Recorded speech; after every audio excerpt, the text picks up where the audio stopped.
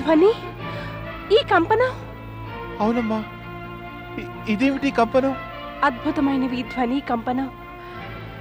ఏమీ స్పష్టంగా తెలియడం లేదు.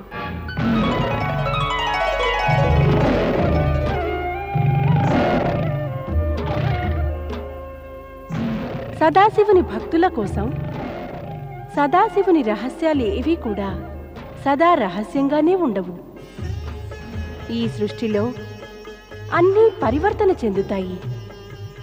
పదే పదే, క్షణక్షణం ఈ సృష్టిలో ప్రతి కణము పరివర్తన చెందుతున్నదే.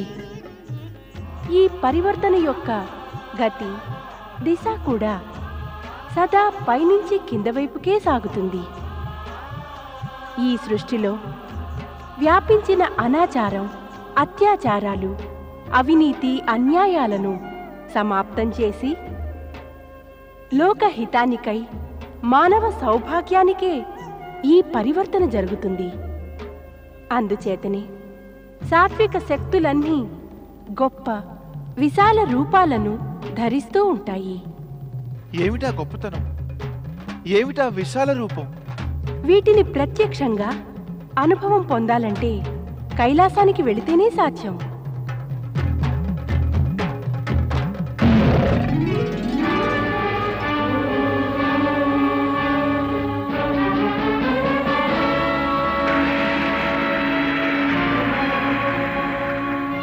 ఏమైంది ప్రభు?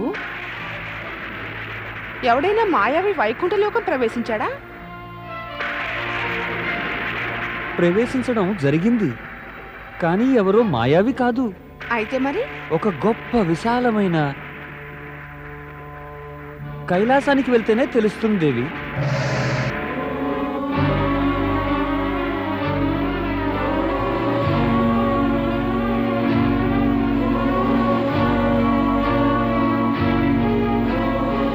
దేవి సరస్వతి, ఆ దివ్య స్పర్శ యొక్క అనుభూతి నేను పొందినట్లే నీవు కూడా పొందగలిగావా?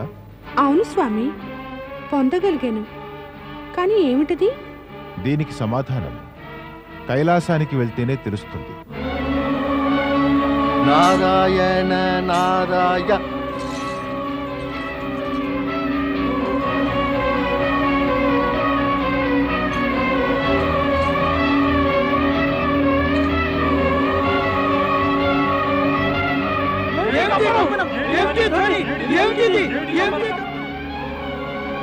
స్వామి, స్వామి, ఈ ధ్వని, ఈ కంపనం ఏమిటి? గురుదేవా, గురుదేవా, మీకు కూడా ఈ అనుభూతి కలిగిందా? అవును దేవేంద్ర, నాకు తమకే కాదు, ఈ కంపనం అనుభూతి అయితే జగతిలో ప్రతి ప్రాణికి కలిగింది. అవును గురుదేవా, నాకు ఈ అనుభూతి కలిగింది. నాకు కూడా అనిపిస్తోంది దివ్య తరంగాలు స్పర్శిస్తున్నాయని.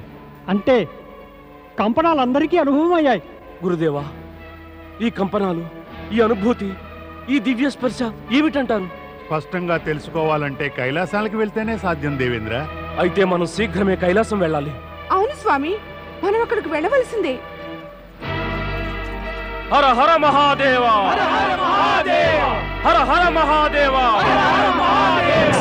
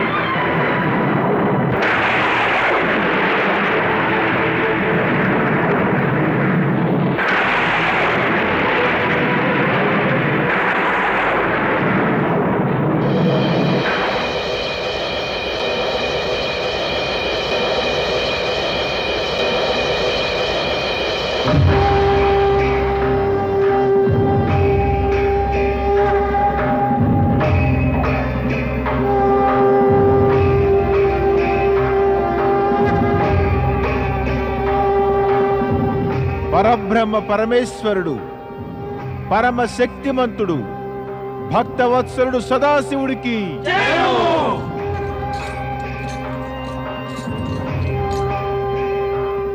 కానీ పరమపిత నారద, సృష్టిలో ఇంకా ఎంతో ఔన్నత్యపు నిర్మాణం జరగనుంది.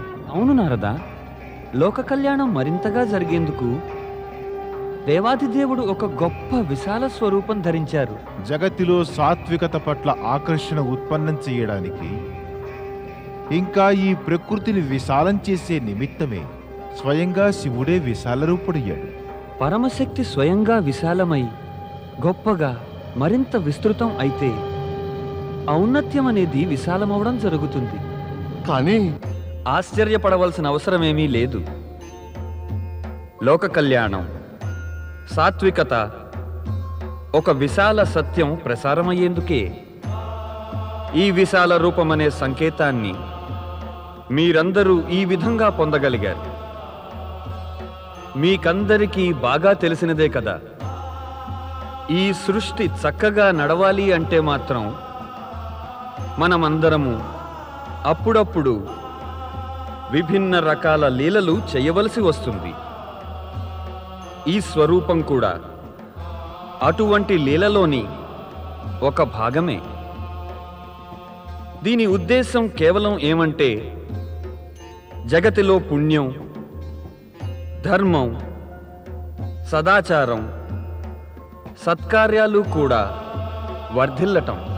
భక్తవత్సల, ఏదైనా భవిష్యత్తులో కొన్ని దుర్ఘటనలు సంభవించి అవి ఈ జగత్తులో చింత మరియు విపత్తుకు కారణాలవుతాయా? దేవేంద్ర, ఈ సత్యాన్ని ఆమోదించక తప్పదు కదా. తామసికత్వం ఉత్తరోత్తర పెరిగిపోవడం వల్ల జగతిలో దేవతలు, మానవులు ఇరువురూ కూడా వెతలపాలైపోతున్నారు. రాక్షస శక్తులు కూడా విస్తృతం కావడానికి ఎంతో ప్రయత్నిస్తున్నాయి.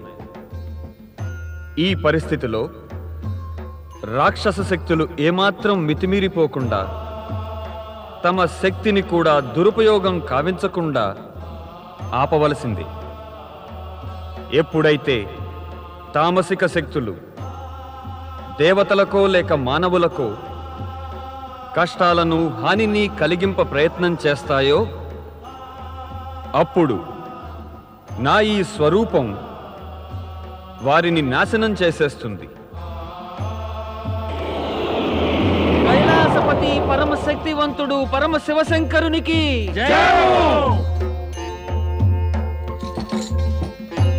జరిగినదంతా, జరుగుతున్నది, భవిష్యత్తులో జరగబోయేది కూడా అంతా మంచియే కాగలదు, లోకహితమే కాగలదు. మనుష్యులకంతా సుఖం, సంతోషాల వృద్ధి జరగగలదు. త్రిపురారి పరమేశ్వరుడు శివశంకరులకు త్రిలోకనాథుడు దేవాదిదేవుడు శివశంకరులకు కైలాసపతి రుద్రావతారుడు నీలకంఠేశ్వరునికి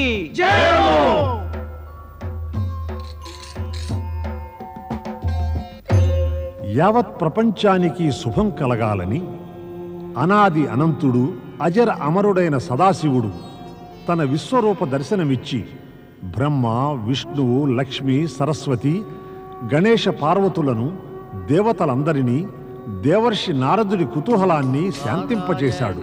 నారదుడు ఎప్పటిలాగే సంచారం చేస్తూ ఆకాశంలో విహరించసాగాడు. అప్రయత్నంగా దేవర్షి నారదుని దృష్టి శైలపర్వతంపై కూర్చున్న కుమార కార్తికేయునిపై పడింది. అతడు శివారాధనలో లీనమై ఉన్నందువల్ల రుద్రావతారుడైన శివుడి విశ్వరూపాన్ని దర్శనం చేసుకోలేకపోయాడు.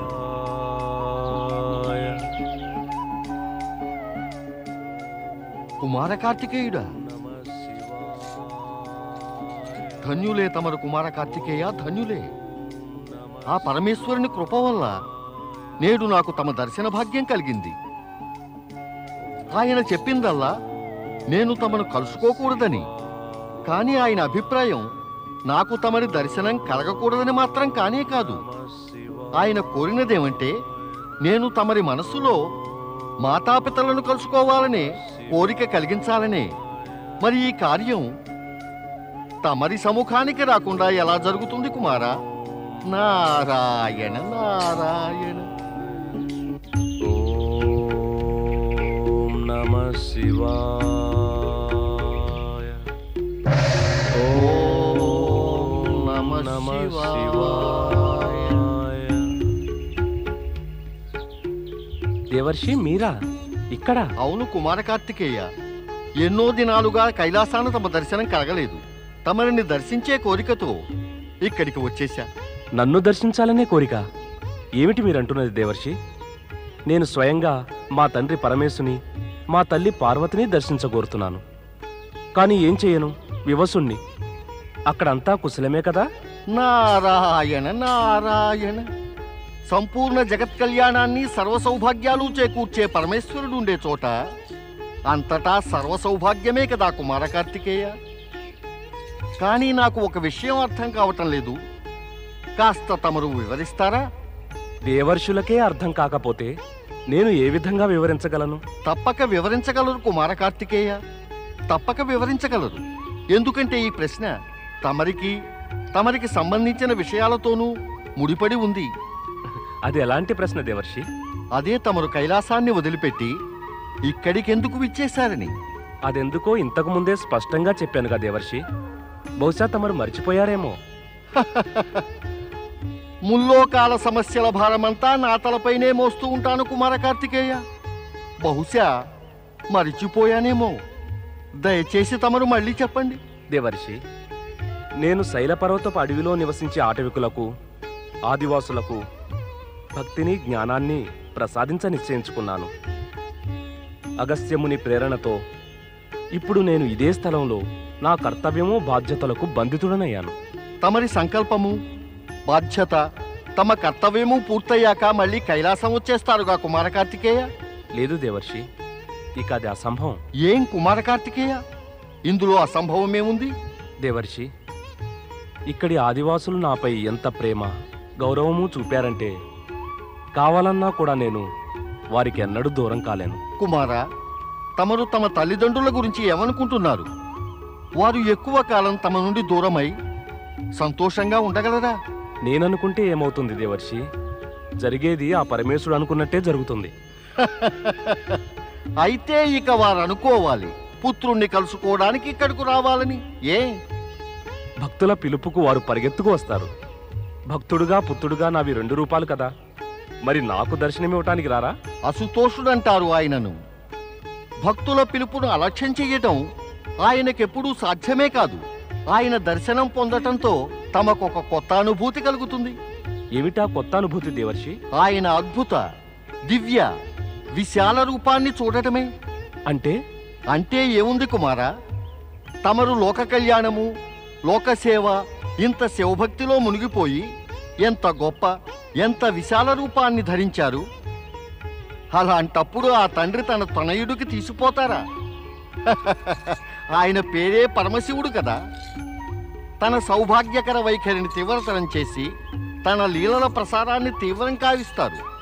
సహజమే కదా, ఆయన రూపం ఇంకా గొప్పదిగా విశాలమైపోయింది. అయితే వారిని శీఘ్రమే దర్శించగోరుతున్నాను దేవర్షి. కుమార కార్తికేయ, తమరి ఈ ఇచ్ఛ శీఘ్రమే పూర్తవుతుంది. నారాయణ నారాయణ.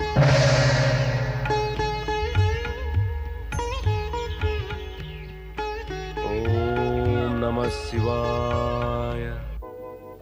స్వామి, నారదుడు ఇప్పటిదాకా తిరిగి రాలేదే? అవును దేవి, సమాచారం సంపాదించి అందించడంలో అతి ప్రవీణుడైన నారదుడు నిశ్చయంగా ఈ పాటికి కార్తికేయుని వద్దకు చేరుకుని ఉంటాడు. ఈ పాటికి కేవలం అక్కడికి చేరే ఉంటాడా? నా ఉద్దేశంలో ఆయన ఇక్కడికి చేరుతూ ఉంటాడని. పూర్తి విషయమంతా వినుదేవి. నారదుడికి ఈ పాటికి తెలిసిపోయే ఉంటుంది కార్తికేయుడు మనల్ని చేరడానికి తపిస్తున్నాడని. మనం తప్పించడం లేదా కార్తికేయుణ్ణి చూడటానికి? అయితే మరి మనమే వెళదాం కార్తికేయుని వద్దకు. మరి నారదుడు సందేశం తీసుకొస్తున్నాడు కదా? సందేశం మనకు అందిపోయిందిలే దేవి. మనం ఏమిటి నారదుడి సందేశం అందితే గాని కదలమా? ఏం అతడిక్కడికి వచ్చేలోపే మరి మనం తప్పక బయలుదేరవలసి ఉంటుంది. అదే తమరి ఉద్దేశం అయితే మరి పదండి ప్రభు. నా మటుకు నేను కార్తికేయుణ్ణి చూడాలని ఉవ్విళ్ళవుతున్నాను. పదండి ప్రభు.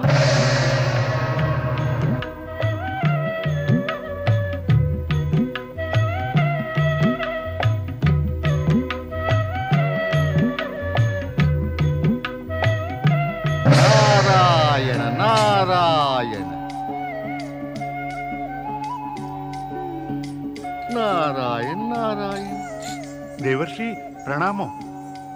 దేవర్షి, పరమశివ శంకరుడు పార్వతీమాత ఎక్కడికో అదృశ్యులైపోయారు. తమరికి ఏమైనా తెలుసా? నందీశ్వర, పరమేశుడు అదృశ్యులై ఎక్కడికి వెళ్ళినా ఆయన్ను వెతుక్కుంటూ నేనక్కడికి తప్పక చేరుకుంటాను. నారాయణ నారాయణ. ఓం నమ శివాయ.